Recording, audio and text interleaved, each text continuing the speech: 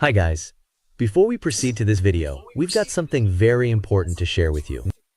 Neoliberalism, Inequality and Authoritarianism by Professor John V. Kofis is available for purchase. You can order it directly from the publisher Little French eBooks or through Amazon. Hello, everyone. Welcome.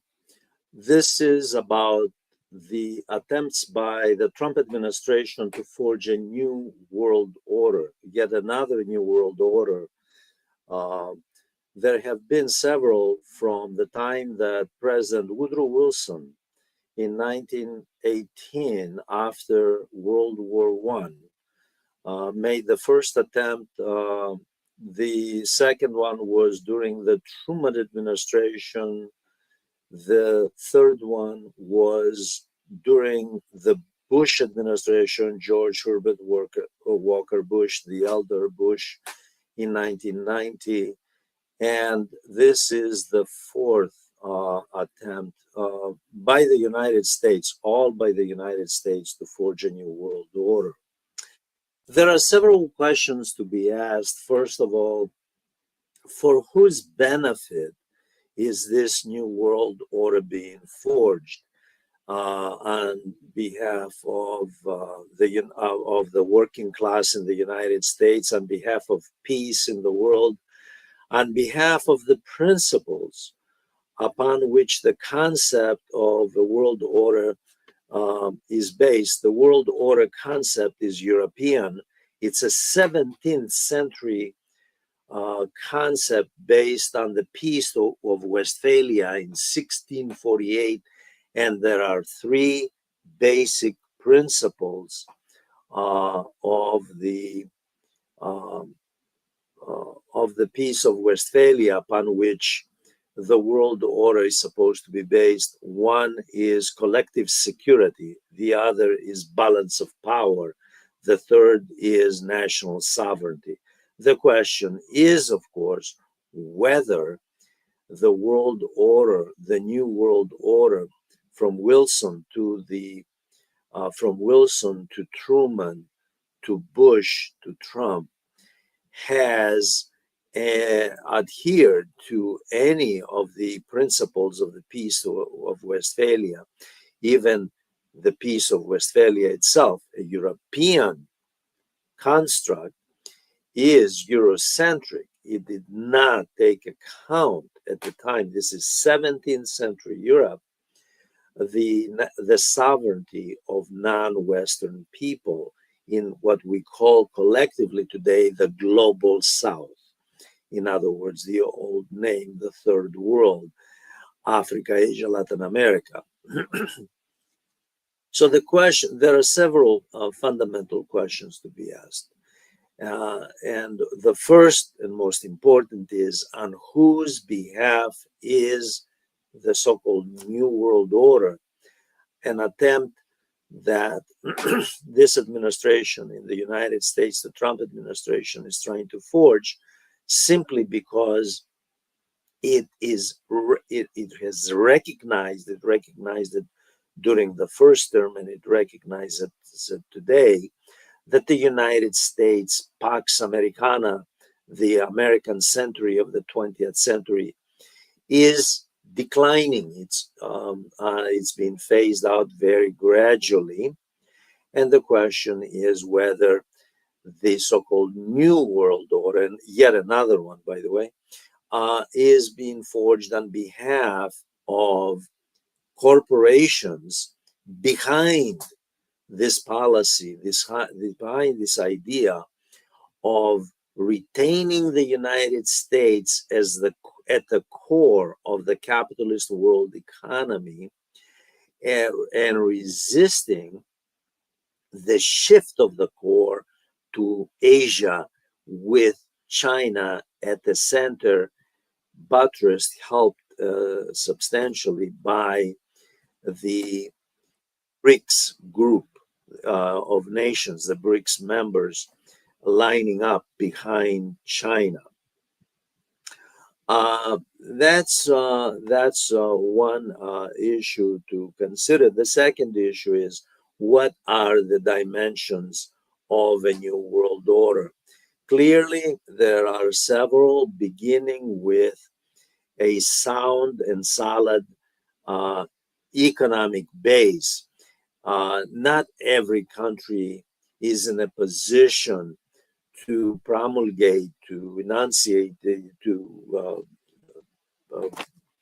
uh, argue that it can forge, it has the power to forge a new world order. Clearly, if a global south country uh, mentioned something like this, no one would pay attention. It's only the great powers, and even in the Treaty of Westphalia, that was the case. In the Congress of Vienna in Europe after the Napoleonic Wars ended, it was the major European powers that basically forged the old world order of a Eurocentric power system with, of course, its colonies, semi-colonies, and dependencies, and the United States in the 20th century and up to today, the 21st century. The dimensions include economic power. Clearly, a country or group of countries necessarily have to have the economic power to determine terms of trade, to determine um, economic alliances that would facilitate trade, although in many Western analysts and some Eastern non-Western analysts as well identify the new world order with capitalism, and rightly so. This does not necessarily mean that the ideal of a world order is to have capitalist interests transcend the interests of society, of the working class and of the middle class. That is what governments had in mind in the old world order, the Europeans, and this is exactly what the United States leaders from Wilson to Trump have in mind as well. And that is to use the world order, to use the international system to essentially strengthen national capitalism through the international capitalist economy. Because capitalism, by the way, I want to make sure this comes across very clearly, has always been an international system, not national, not local, but rather global. The second leg of the world order is military. A country or group of countries through alliance systems must have the power, the military muscle, if you will, to be able to forge a world order and maintain um, a system of hegemony. In reality is what they maintain. In theory, of course, they argue security and peace, but it's really about hegemony in practice, whether it was the old world order of the Europeans who had colonies all over the world, by the way, or the new world order in the 20th century and the 21st century. Political alliances, political power is the third leg of this. Clearly, a world order cannot be established without a considerable political influence of a country or countries forging the world order in order to strengthen their interests and those of their junior partners while counterbalancing those of what that they deem the enemy. The next one is cultural, scientific, and technological. This is the third leg of the world order, rather the fourth leg of the world order. Um, a country with considerable influence in the world system um, obviously has cultural influences. It influences the values of other countries. It influences the scientific and technological course of the entire world because it leads the world. It doesn't follow, it leads the world in these endeavors. Now, the um, uh, the great British novelist H.G. Wells in 1940, just as World War II was in its starting stage, both in Asia and Europe. The considering, by the way, that Japan, I say Asia, not the United States, had not entered yet, but Japan had taken over Manchuria, the northeast, as the Chinese call it, part of China, and renamed it Manchukuo. And of course, they occupied it. And that really is part of World War II. H.G. Wells wrote a work entitled The New World Order. Now, H.G. Wells wrote a very different version of a New World Order than what was practiced in the Old World Order by the Europeans and certainly by the United States. Um, in terms of the world order being an instrument of hegemony, of domination by the very powerful at the expense of the global south, with the weaker countries, the periphery countries in the capitalist world economy, and within that, within their own countries, I should say, within the great powers, the great within the great powers, the working class, of course, and the working, and certainly the working class in the global south, the rest of the world, being actually paying the price of the world order based on hegemony and economic exploitation. H.G. Wells' novel was indeed based on socialist principles of social justice, a world order based on social justice, not hegemony and exploitation. And it was based on peace. Um, Now, many have criticized, of course, H.G. Wells because of his socialist views, but also because he, in this utopian work, he argued that a world order, as he envisioned it, should be one world government. And obviously, this is an anathema to the far right, especially. In any case, um, the world order concept in practice has nothing to do with H.G. Wells, who wrote this uh, uh, manuscript during the 1930s, during the era of fascism and Nazism, and during the era of war and exploitation in its extreme forms. Um, Now, with regard to the United States, I should tell you, by the way, the New World Order is a concept that President Woodrow Wilson introduced to the rest of the world when he went to Paris to negotiate as part of a multilateral negotiating team. Of course, France and Britain being the other two major parties in this. Um, to negotiate an into World War One. And it was President Wilson who introduced the concept of a new world order to contrast it with the old European-centered world order of imperialism and monarchies that Wilson disliked very much and blamed for World War One, although that was really not the case. It was a series of wars of imperialism in the 19th century, from 1870 to 1914, that led to World War One. Not necessarily the glory of the monarchies. That's really more of an 18th century and 17th century version of the world. In any case, Wilson did introduce this concept. He was as part of the League of Nations, which of course the United Nations follows it. The League of Nations really never took off. The U.S. never joined it. So the New World Order of Wilson, of multilateralism. Wilson, by the way, was an internationalist.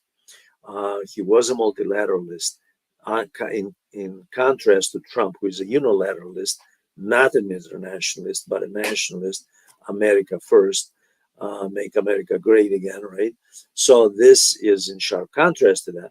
But Wilson's vision, even the vision of multilateral, transatlantic multilateral cooperation, respect for national sovereignty, but for the great powers only, by the way, certainly not much. There was some mention, by the way. I should be fair about this and point out that in reality there was some mention about the colonies, but the fact is the Europeans were calling the shots, and colonialism continued. So this was about the hegemony of the first world at over the third world. So nothing would have changed, even if the Wilsonian vision had prevailed, but it did not. The next leg of this New World Order concept comes with Truman in um, uh, in 1947 with the Truman Doctrine. However, the New World Order had already been, the foundations of it had already been established when Truman was vice president and FDR was the president. In 1944, the United States established the economic foundations for an economic world order to manage the world economy under its aegis. And that is through the Bretton Woods system, which created the International Monetary Fund and the World Bank, both intended to help manage the world economy and especially impose terms of how capitalism, international capitalism, would work, again under the aegis of the United States, for the benefit of the United States, which created those agencies and which are headquartered in Washington, D.C., by the way. Now, the U.S. could not do this alone, and it did not. It did have the participation of its junior partners in Europe. However, they remain junior partners in this endeavor. And certainly the United States would determine the terms of trade. The United States did not take into account, of course, the um, uh, economic interests of the countries of the global South. They were there to promote, to remain economic dependencies rather than pursue of the first world countries, of the core countries, especially with the United States leading in this world order, um, and to provide essentially export of raw materials and purchase the finished products from the United States and its allies, that made the relationship and a relationship of unequal terms of trade. Therein rests the problem in the balance of payments and the chronic public debt of the global South collectively, of which forced it to become dependent financially as well as commercially on the great powers, again, with the United States being the superpower after Truman, during the Truman presidency and thereafter. So an economic world order was established during the Truman presidency. At that time, the United States had enough gold to peg the dollar and argue anybody who wanted to who wanted to borrow could borrow in dollars, and it was as good as gold because the U.S. had enough gold in Fort Knox, Kentucky, to back the dollar, to back the greenback, right? To back the currency. Was the best currency because it was pegged against gold. It was measured against gold that the U.S. had in the reserves. That changes very quickly by the end of the Eisenhower administration, certainly when Nixon comes to office. It's that correlation between gold and the currency is finished, so the dollar had to become a fluctuating currency. Now, the United States um, during the Cold War operated on the Bretton Woods system, IMF, World Bank, and of course, the U.S. Was also really determining the terms of the General Agreement on Tariffs and Trade, which is whose successive organization today is called the WTO, the World Trade Organization. The U.S., in other words, was really the master, the uh, hegemonic, I should say, sovereign, the hegemonic nation compromising the sovereignty of the other partners through the merely through the economic power that he had. Concurrently, the United States also enjoyed military and political power because in 1947, the Truman administration, in unofficially promulgating the New World Order, whose foundations was established during the FDR period with the Bretton Woods system, the Truman administration announced the Truman Doctrine, pertaining specifically back then to Greece, Turkey, and Iran. And if you look at a map of Greece, Turkey, and Iran, they form sort of an umbrella as far as the U.S. was concerned. And the State Department back then called it the Northern Tier, because right beneath that are the oil fields of the Middle East. And the U.S. wanted to make sure that those remain under Western U.S. dominated control. Iran tried to get away from that in 1953 when they nationalized the oil industry. And of course, the CIA overthrew the government of Mohammad Mossadegh, who nationalized the oil industry and got rid of British petroleum. And the U.S. installed, excuse me, the Shah of Iran. And from 53, from the CIA coup of 1953, that installed the Shah of Iran, a puppet of the United States, until he was overthrown by the Ayatollah Khomeini and the revolution of 1979. Iran was really part of the rest of the Middle East, with the Arabs subservient to the West economically and geopolitically. So the geopolitical configuration of the New World Order under Truman was that in promulgating the Truman Doctrine, namely defining the national security, identifying, I should say, not defining, or identifying, in any case, identifying the national security interests, extending not just to the sovereign borders of the United States, not just to the Western Hemisphere, as the Monroe Doctrine calls for, by the way, of 1823, the Monroe Doctrine, which basically argued that the Western Hemisphere was the domain of the United States and all extracontinental powers were not to interfere, but it extends to the entire world where the U.S. has interests. So the U.S. redefines its national security interest to extend globally wherever there were non-communist countries. And it does so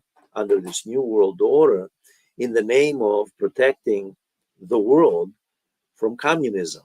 There was the Soviet bloc in 1947. Mao had not yet taken over China, but 2 years later it did.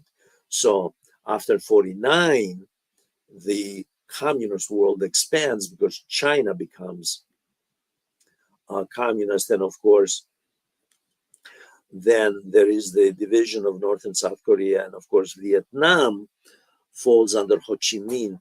So that too becomes, that country as well becomes communist. So there is the communist world versus the Western, the US dominated Western world.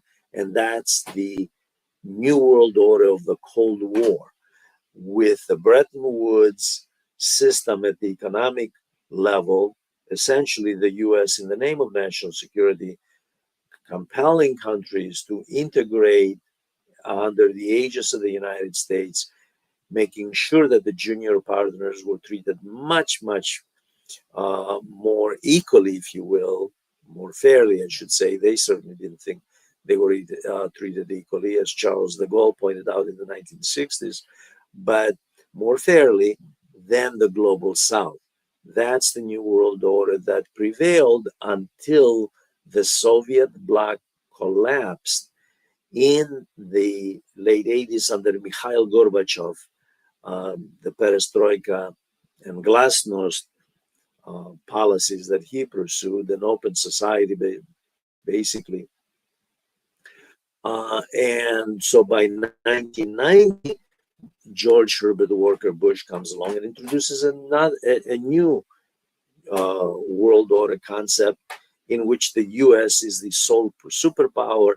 There is no Soviet bloc. Those countries are integrated into the Western capitalist system with the US hegemonic sole superpower. And China at the same time becomes the capitalist country, although it has a communist party, right? It still does. In charge, it becomes thoroughly integrated into the capitalist world economy and rapidly industrializes from the late 80s, mid 80s, up until today. Rapid industrialization and gradually becomes the major power that it is today. Now, the New World Order of Bush seemed to be the ideal because it also coincided not just with those geopolitical developments of the fall of the Soviet bloc, the integration of the communist China into the capitalist world economy, with corporations from all over the world setting up shop in China and trying to exploit the vast markets of China, the domestic markets, as well as raw materials, by the way, including the very precious rare earth elements, which, of course, are controversial today because China is using them as leverage against Trump's tariff policy. Those are very precious because they're used in high tech and defense, by the way. And China has most of them in the world, by the way, in the world. So this is the Bush period of using the neoliberal system to strengthen the U.S. economy and essentially strengthen corporations, deregulating, subsidizing them, privatizing public assets, providing shifting from social welfare to corporate welfare under globalization. So globalization was identified with the Bush New World Order. But then comes the recession, the Great Recession of 2008, and it upsets the Bush World Order. The Great Recession of 2008 was essentially a crisis of capitalism under the neoliberal model, the model of privatization, deregulation, low taxes on corporations and the wealthy, massive shift from social welfare to corporate welfare. All of this collapses by 2008. And the center of all this, with the subprime rate crisis, was Wall Street. China bailed out the capitalist world economy. It bought the bonds of the United States. It helped the major powers by pouring liquidity into the system. It basically stimulated its own economy. And it did this because it was not part It was not following the Washington consensus neoliberal model, as it's called. It was not following a pure orthodox model of neoliberalism. China always had, still does, a mixed economic model with heavy doses of statist policies. The state has a major role in guiding, managing the economy. China never allowed itself to fall into the trap that the old Soviet Union did and the Russian Federation.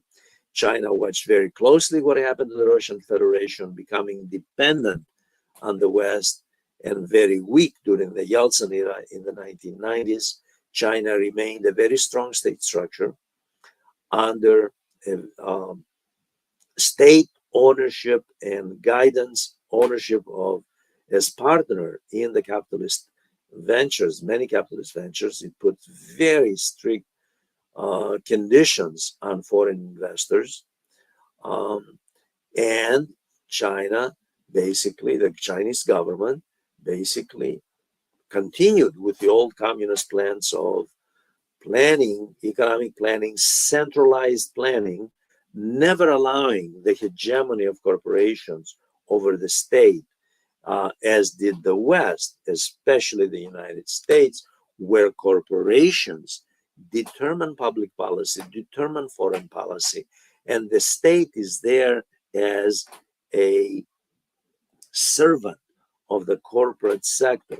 This is not to say that China doesn't follow state capitalism principles. It does, but under a different model than the United States and the G7, China or India for that matter, and Turkey, by the way, which are authoritarian neoliberal models in those cases, as is the United States now under Trump.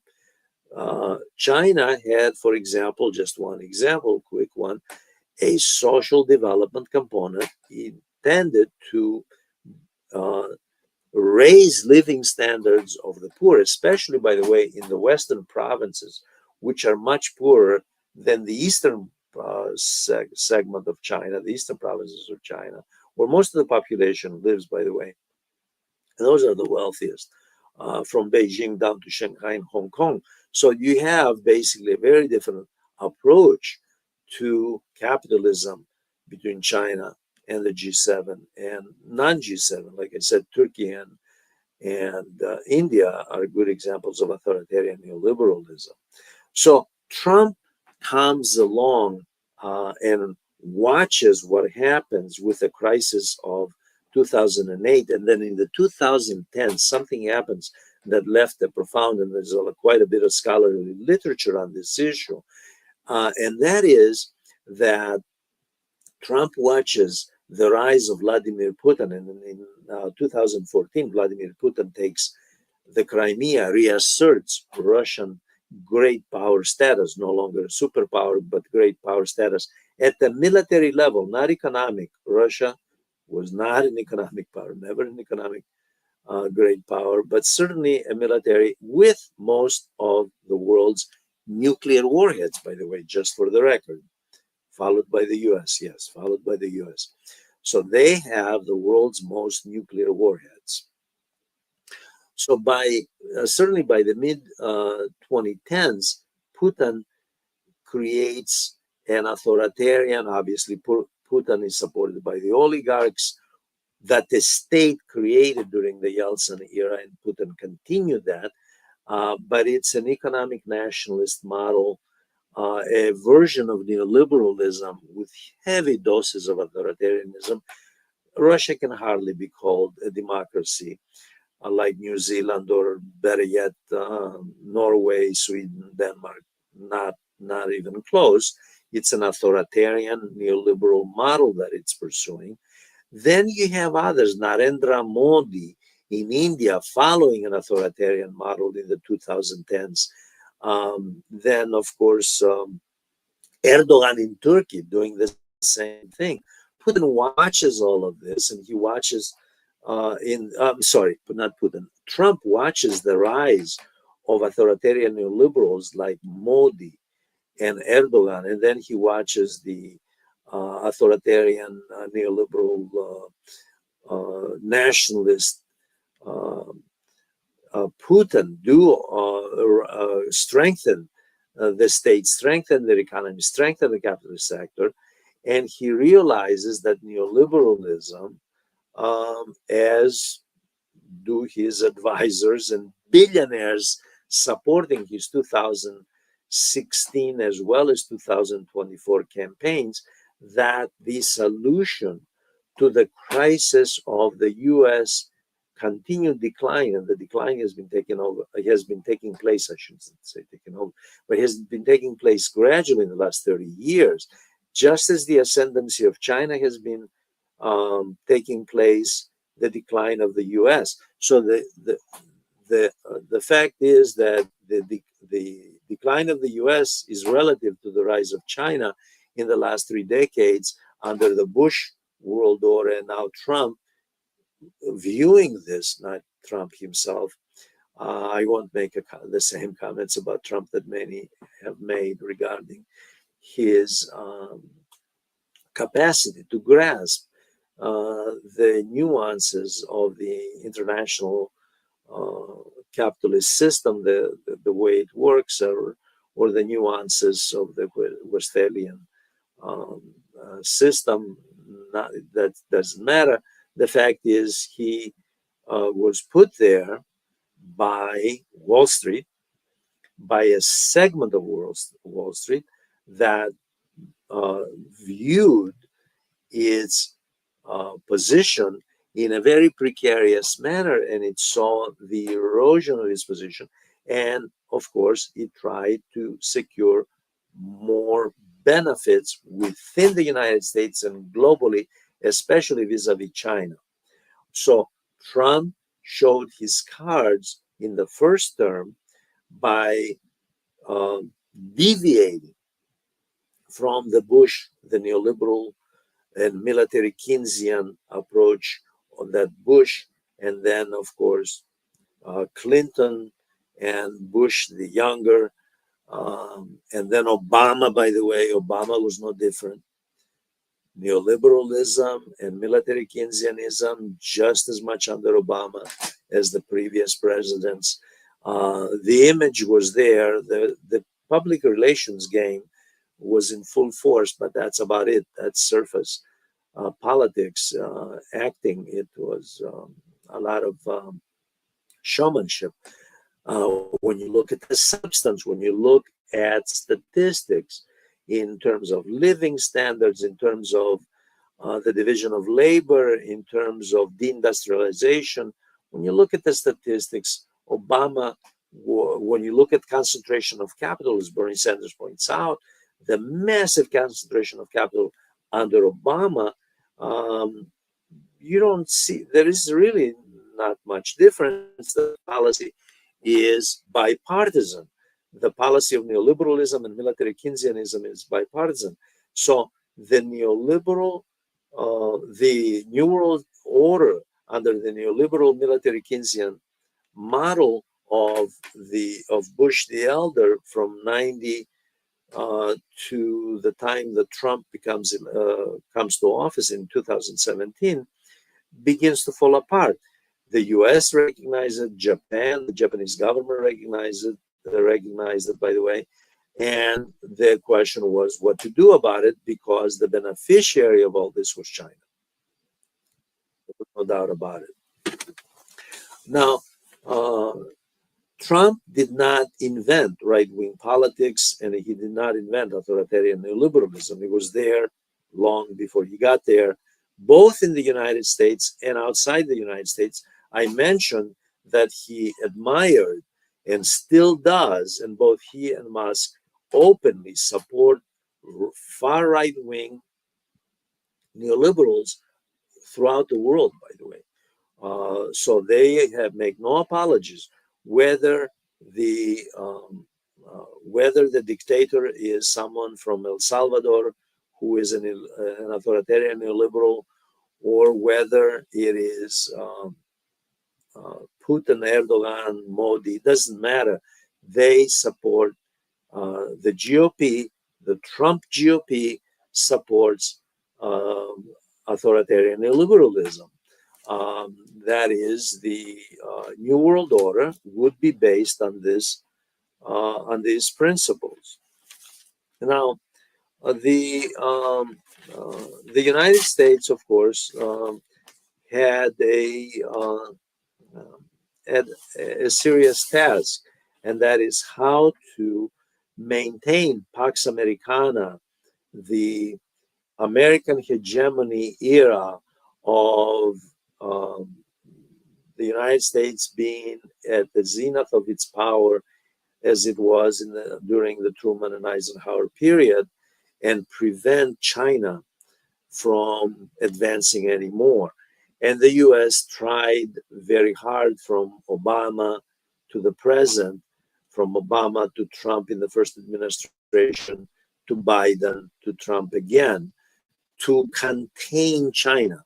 Containment militarism, which is an old 1950s US policy of containing other countries through the considerable economic power that the United States enjoys on a world scale, by the way, the largest defense budget on the planet, the US spends more than 10 times spends more than the next 10 countries combined, I should say.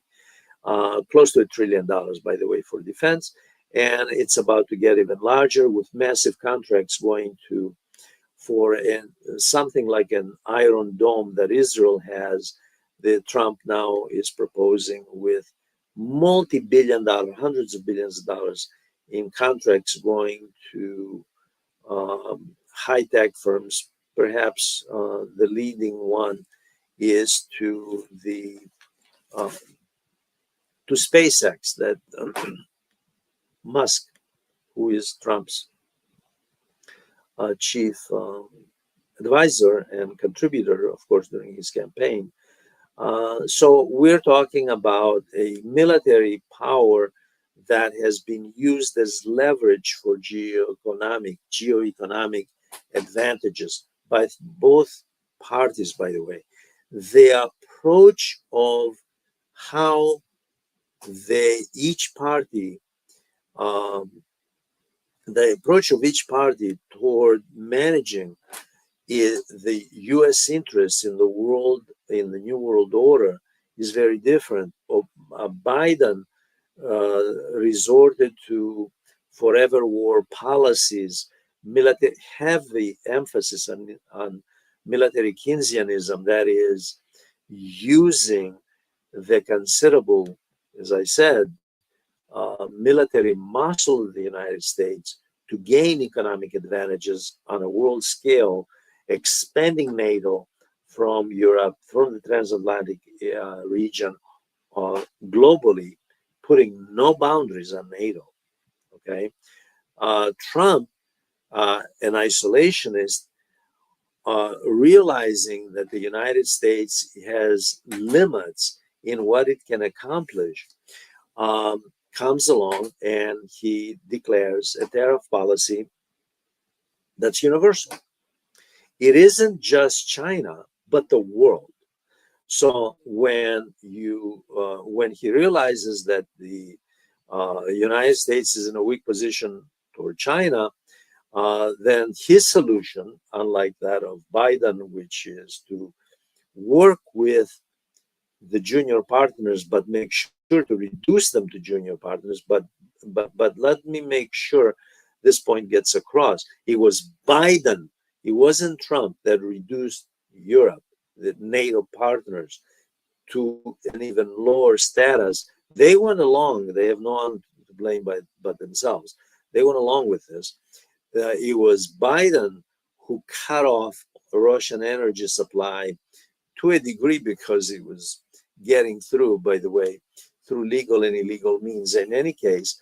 But it was Biden who shifted European European economic dependence toward the West and Western allies, and he did it in the name of national security.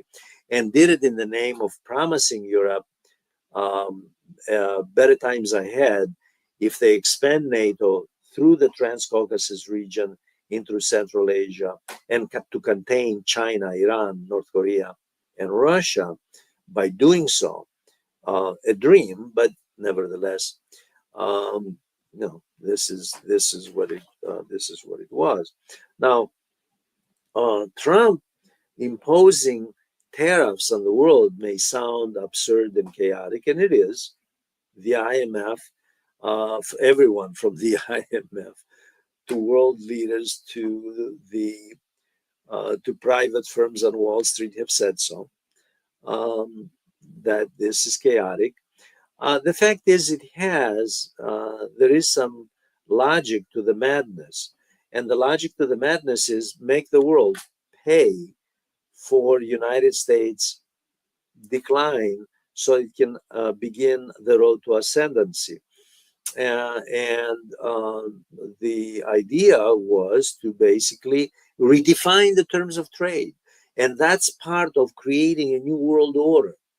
It's also it's also to make the NATO partners raise the percent of GDP that they spend from 3%. They don't even pay 3%, by the way. It's only a couple of countries, Poland and Greece, I believe, along the United States, that have it at 3%. The rest don't spend 3% of their GDP on as members of NATO. Trump wants to raise it to 5%. And he wants payments for military bases, U.S. military bases on foreign soil. He wants to create a more playing field, according to the Trump administration. He wants to stop the Europeans, the Japanese, South Korea, Taiwan, Canada, Mexico, every country, even countries that have a deficit with the United States. He wants them to actually sustain a deficit with a trade deficit with the United States, so the U.S. can strengthen itself, so it can fight China at the economic level. It can compete with China, in other words, an economic warfare, in essence. This is exactly the opposite of what was taking place from during the Truman New World Order. The U.S. was sustaining a deficit deliberately with a number of countries, not all countries, by the way, not the global South, but with core countries, especially with Japan, South Korea, Taiwan, Germany, Italy, with Western Europe. The U.S. was, in fact, had forged the world order in which it would deliberately sustain balance of payments deficits with those countries, trade deficits with those countries, so the U.S. can strengthen them, so they can be stronger economic partners, so the U.S. economy would not, the U.S. could have someone to trade with, so the U.S. economy would not lapse toward contraction. But it makes sense. Those of you who have studied economic, this is basic stuff. So China, the same thing. It was the U.S., it was Nixon and Kissinger who went to China. It was they who went to China, used China to, theoretically, a Kissinger idea based on the Metternichian system, an old Metternich, Clemens von Metternich, who was an Austrian, the Austrian foreign minister during the Napoleonic Wars. He had the concept of using the great powers dealing amongst themselves and deciding the fate of the lesser powers, the lesser countries, by the way. Kissinger studied Metternich. This was his model of diplomacy. So China was to be used to counterbalance Russia and to open its markets to the capitalist West, so corporations would go in, as they did, and China would sell and sell and sell and realize a huge trade surplus, as it does have, by the way. Fair is fair. China enjoys a massive surplus at the expense of the rest of the world, including the United States. That is absolutely correct. Okay. On the other hand, Western corporations have made trillions in China in the last 35, 40 years. Trillions.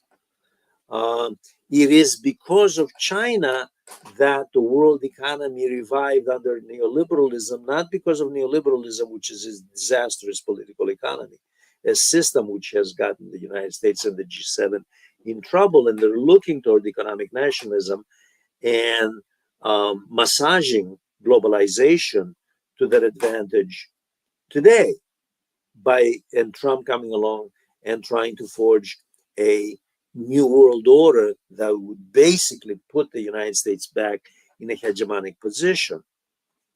So what we have is, in fact, uh, uh, the wishful thinking, and you can't, by the way, create a new world order on the basis of wishful thinking. The wishful thinking that the United States become great again, just exactly as Trump says, make America great again. How do you make America great again?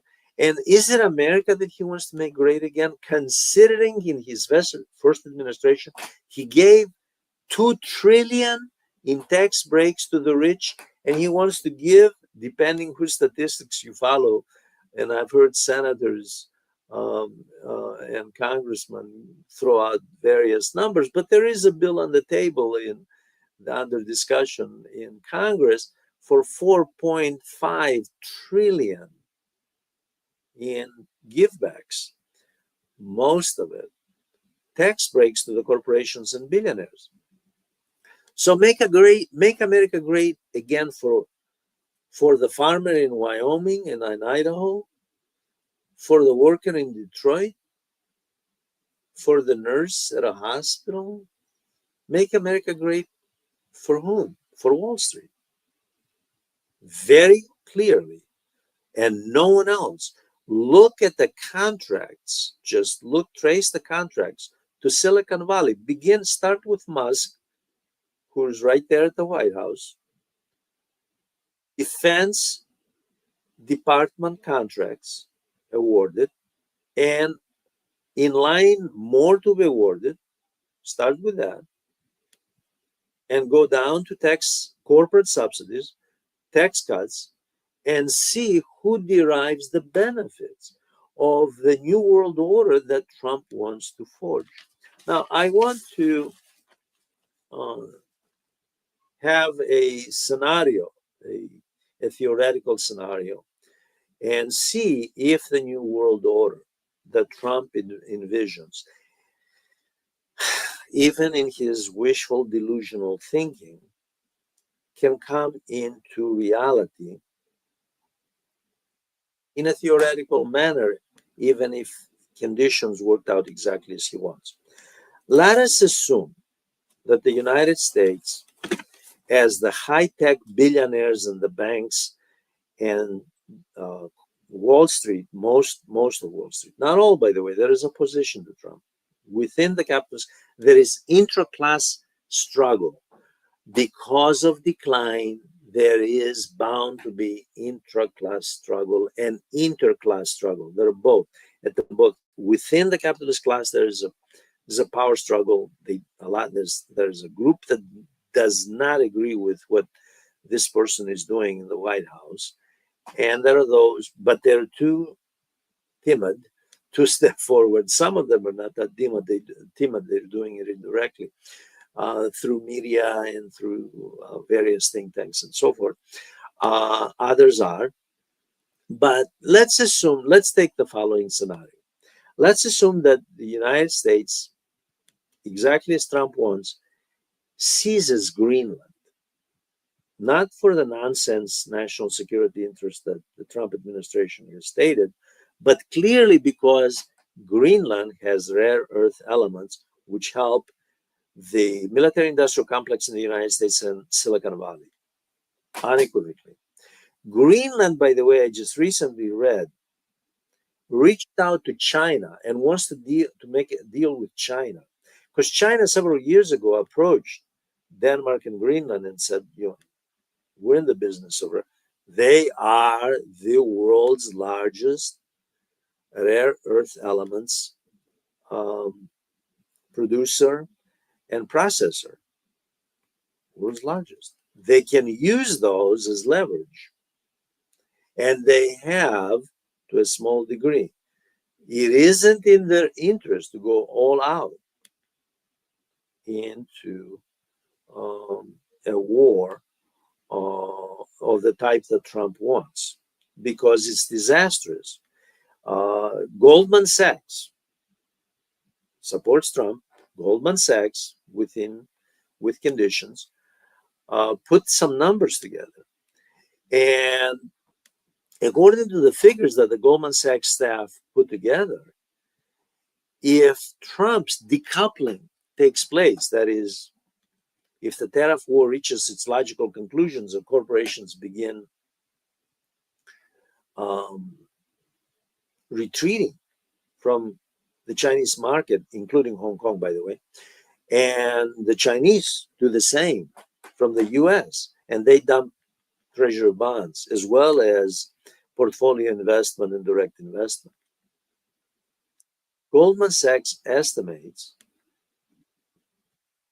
the hit would be 3 trillion in capital movements to the respective countries. This will create a massive disruption in both. The Chinese, Xi Jinping has said it. Of course, we're gonna. This doesn't help us. It would create a massive, an even worse economic contraction in the United States, which is already in serious trouble because the IMF is now revising its numbers for US GDP growth below 2%. China just announced above 5%, by the way, for this year. So we're looking at a situation that's very serious. And the question is, even if the US takes Greenland, which has rare earth minerals, let's go on with the scenario. Even if it takes Panama Canal, to deprive China, by the way, of the privilege, although China just now recently announced that it's considering plans to construct a canal in Nicaragua, by the way, which makes more sense.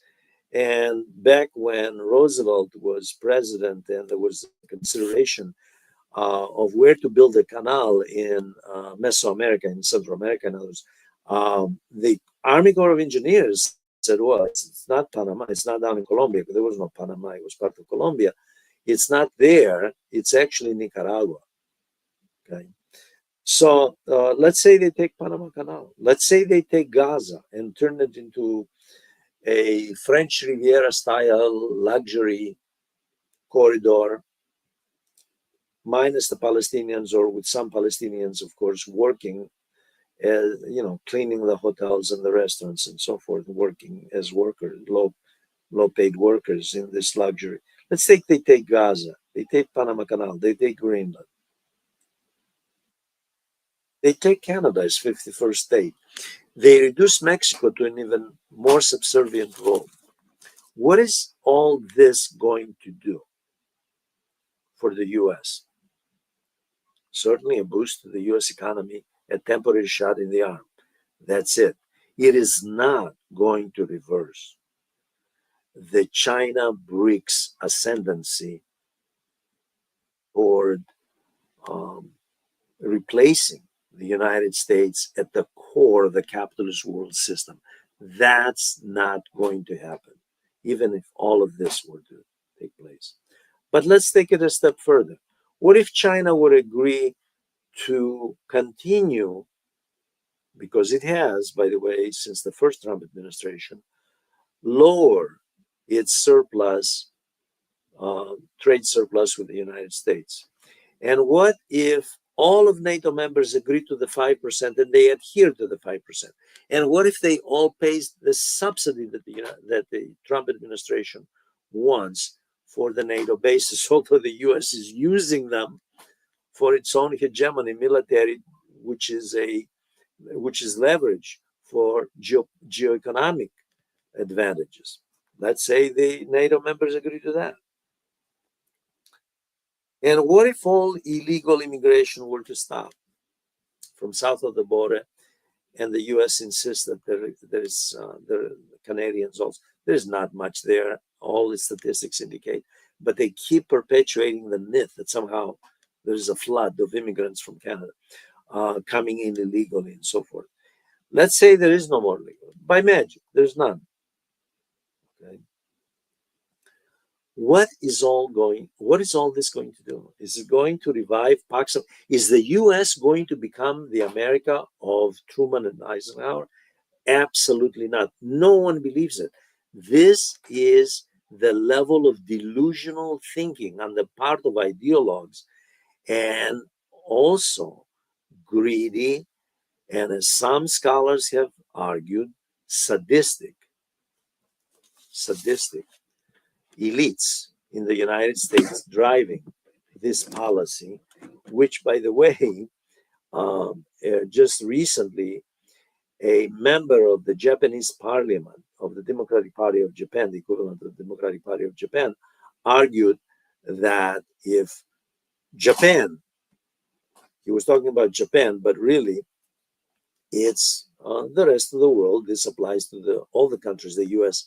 has imposed tariffs on. Yields to the United States tariff demands, which this Japanese leader of within the party, within the Democratic Party of Japan, member of parliament, he argues if Japan and by extension the world suffering the economic tariffs yields to the United States what he called, by the way, extortion. How do we know, he concluded, that the United States is not going to come back and impose more extortion on us? The reason he mentioned this is because the initial talks between Japan and the United States on tariffs did not go well. And upon the news that the negotiations were not going well, he came out, obviously angered, and said, this is really extortion. And the country is Japan, by the way, as pro-West, as pro-solid G7, as pro-NATO, as pro-American as you can get. And what did they do recently when the US announced all of this? Forged closer relations with China.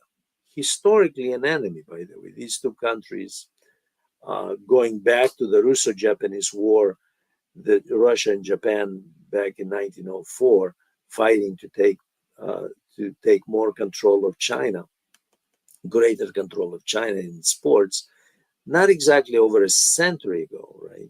Not exactly friendly relations, and yet they forged closer relations. Japan, which had been just a couple of years ago, they were warning that neoliberalism worked in the favor of China, and we need to become more economic nationalists. And now they joined South Korea, another pro-US country, in forging closer ties with China. And Xi Jinping is taking advantage of this. And he's taking advantage of the New World Order that Trump announced to tell Asians first and then the world, of course, you know what? His New World Order means less for you, more for the US. So it is not based on mutual respect of sovereignty and economic rights. By the way, there is a Russia-China New World Order proposal out there as well. I should have mentioned this at the beginning. And when you read that proposal, it's closer to the Peace of Westphalia of 1648, to the principles, main principles of that treaty, than the U.S. version, namely sovereignty, balance of power, and respect. So the fact is that what you have is a United States which it is reverting back to the old Cold War era ideologically and in terms of the hegemonic relationship that it had with the rest of the world, with its junior partners and lesser allies. But it doesn't have the power of the early Cold War. This is the gap of power between the US today, 2025, and US 1950 is huge. And that's the incomprehensible element in forging a new world order. Forging a new world order on the basis of what? I want to end this session by coming to something that is very important, and that is mentioning the elites behind the New World Order. And a few scholars, both American and European, who have argued that there is a great deal of greed, sadism, and psychopathic behavior. Some, Clive Brody, who is at East Anglia University, I believe, professor of business, by the way, has argued that what we have is that the elites, especially in the business sector, through their greed, their lack of empathy, their values of atomism against the public good, the welfare of society, driving public policy under the neoliberal system, are indicative of psychopathic behavior. American scholars, a few American scholars, have reached the same conclusion using the work of the great Dutch scholar Johan Huizinga, who in the 1930s advanced this thesis of the elites especially during the period of the decline of a power, become more sadistic, more psychopathic. And they try to extract more out of the masses so they can retain their privileges. Now, the question is here whether the United States should be looking, regardless of political party, should be looking for a new world order or a new social contract. Should the United States be looking for a new world order to concentrate more capital in the oligarchy, as Alexandria Ocasio-Cortez and Bernie Sanders keep saying in their American tours, where they attract tens of thousands of people at each rally they hold in various cities from California to Michigan? Should they be doing that, given the fact that the United States is not able, nor is any other country in the world, it is not able to turn back time, to go back to the 1950s, to the late 40s and 1950s, when the US was at the zenith of its power. That's all gone. History has moved on. There is a new power on the planet. It's China and its group of BRICS that has a larger GDP than the G7 combined. And it's rising rapidly. When you look at the projections of the IMF and World Bank, what you see is that group will easily outpace the United States and the G7 in the next 30 years, very easily. So the question again is, should the US be looking for a new social contract or a new world order? A social contract based on social justice and peace. A social contract that eliminates poverty of 38 million people right now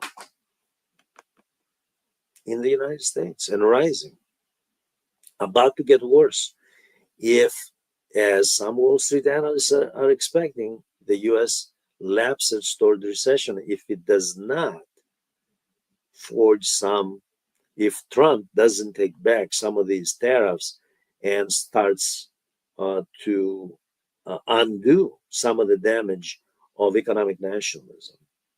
Okay.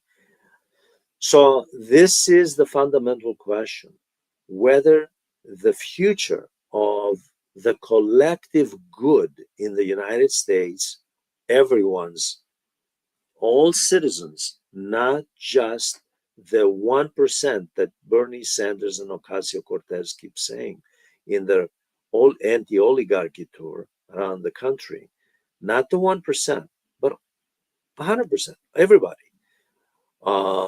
The interests of everybody would not be served by a new world order, which is based on hegemony to serve corporate America, but rather by a new social contract based on social justice and peace, diplomacy to solve conflicts even before they start and turn into bloody war and genocide, as in the case of Israel toward Gaza. I want to thank you for listening. Ask questions, write comments. Please join this channel. I very much appreciate the People's Discourse channel is designed to be educational. Thank you very much.